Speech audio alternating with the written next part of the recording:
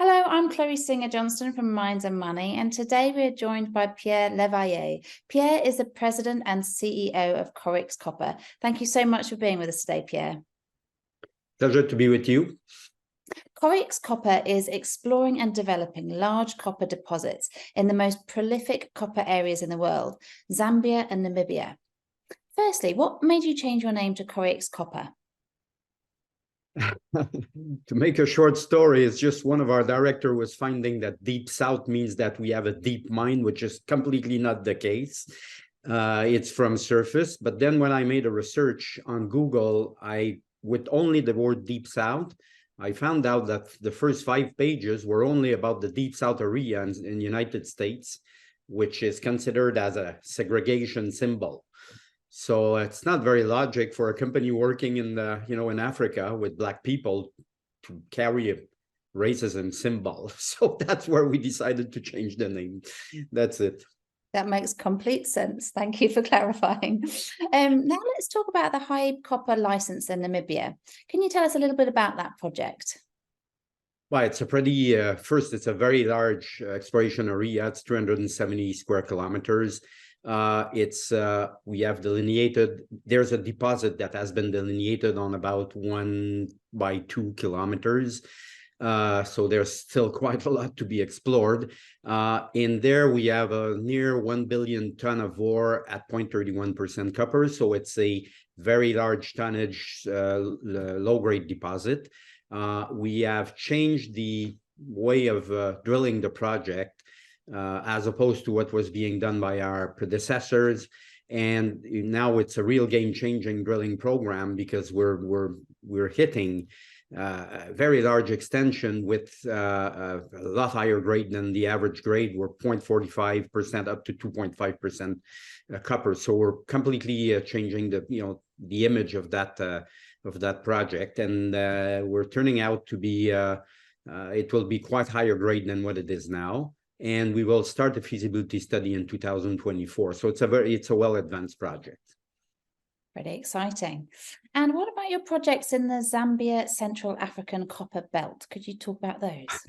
It's completely different from what we have in Namibia because it's a completely green field.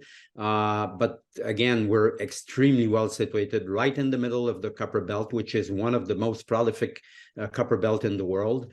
We're surrounded by 9 very large mines. Some of them are, the largest mines in the world. It's an area where you have very high grade compared to what we have in, in the Andes or what we have in Namibia. And we have started doing some work on one of the 3 licenses, and we have already identified 10 large copper anomalies and 13 large cobalt anomalies. We're currently doing a geophysical survey to define the depth at which we will have to drill. So it's a pretty exciting project. We think we're onto something. Maybe a discovery. We'll see. Exciting. And what are Namibia and Zambia like as mining jurisdictions? Both are quite good. They're considered as some of the best in Africa. We had some legal problems in the past 2 years with renewal of licenses in Namibia. And at the end of the day, the experience was difficult, but what it showed is that the rule of law prevails in Namibia. You don't have to walk away of the country to go in international arbitration. When you have a problem, you can just resolve your issue with the court in Namibia, and that's fine. So it's both are very good countries and easy to deal with. So in general, there's always some problems or some hiccups. But I can tell you it's the same in Canada or Europe. So it's you have problems everywhere. So it's just the capacity to resolve it that makes it good or not good. In Namibia and Zambia, it's fine. Most definitely. And can you tell us what key milestones investors could expect in the next 12 months? We're just starting a drilling program again on the Hype Copper project in Namibia, where we drill the higher grade area in these incline holes where we drill through structures. So we expect that we will continue to increase the grade of the project. We will have a resource estimation that will follow after that. Hopefully, we will have a part of it that will be measured. and there will be some announcement in 2024 where we start the feasibility study. We will hire, engineering firms on that. We have already hired a firm specialized in environmental studies for the impact environmental studies. So there's a lot, and there will be more metallurgical work, test work being done with the cores that we drill at the moment. So there, stay tuned. 2024 will be a very busy year. And in Zambia, we will complete that survey, that geophysical survey soon, and that will line up some targets for reverse circulation drilling that hopefully we can start probably around May, June 2024. Difficult to start when we're in the rainy season in that country. Yeah, makes so sense. There's a lot coming. It's going to be a very exciting year. Most definitely. And can you tell us about your management team and its experience within copper plays? It's just starting with myself. I'm not a technical guy. My background is finance. I was an investment banker in large firms in Canada, but I'm managing and raising funds for exploration project in the southern part of Africa since 1996. So it's really my main focus. It's my turf. We have also our chief operating officer, Jean Lecroix, who has been based in Africa for 30 years. He has been mine manager, country manager, chief operating officers for companies such as First Quantum, Centamin, Impala Mining. So he has a huge experience of managing exploration and mining program. Viv Stewart-William, our exploration vice president, has 45 years of experience specifically in that part of the world. He has worked mainly for JCI Limited, but now he's on his own since many years, and he's really tied in with the HYDE project since many years. Dean Richards, our VP Exploration Resource Development, has 30 years of experience, and one of his main competence is to work on mine modeling, resource estimation, and he's the data keeper. So it's very important for us. Yeah, so that's a nutshell of the the management team. Let's call it like this. There's other people, but it's who we are. Very, very strong team there. And who are your current key shareholders?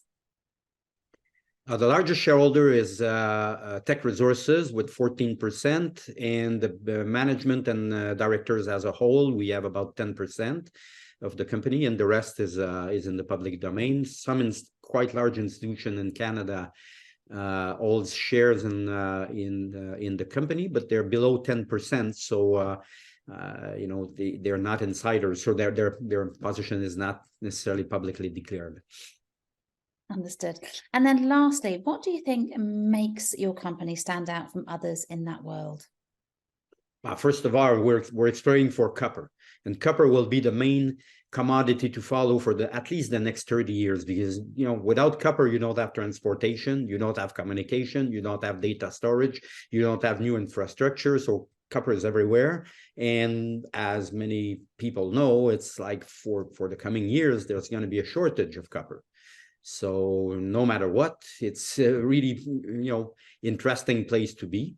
The other point is that we're elephant hunters. We like to chase for large deposit. We're not interested in very small deposit that we can put in production very quick and generate cash flow. It's not our game. Our game is really to find the largest deposits we can, and that's what we're looking at in Namibia, because the deposit we have is already 1 billion ton of ore, but we know that it can most probably double. So it's a pretty large deposit. And in Zambia, we're right in the middle of the elephant pack. It's the size of the mines that are surrounding us is just from the biggest mines in the world. So that's what we like to do. So it's interesting to follow Koryx because it's a mine chaser in the elephant countries. I like that analogy. Well, thank you so much for your time today, Pierre. It's been great to hear a little bit more about the company and hear all of your news. Good. I was pleased to be with you. Have a very nice day. Thank you. For those that would like to find out more, please head to koryxcopper.com. This interview was brought to you by Minds and Money in association with Red Cloud. Thank you everyone for watching.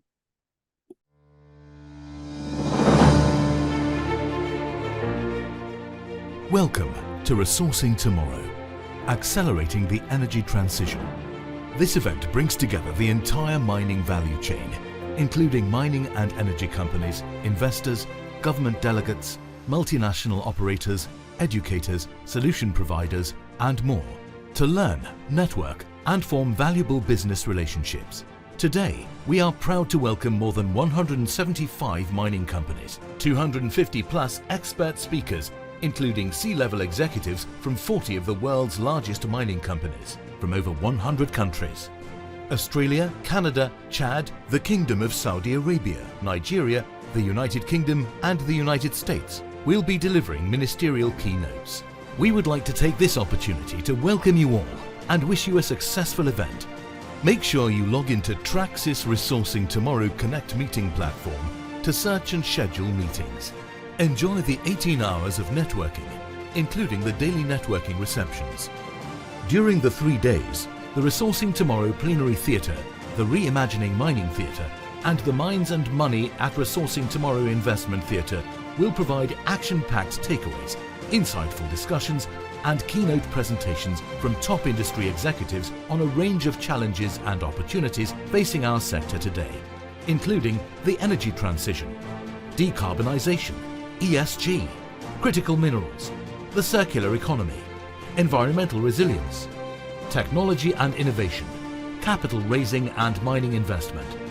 Finally, thank you to our supporters, our partners, sponsors and exhibitors, speakers and attendees, without whom this event would not be possible. Together, we can shape the future of the minerals sector.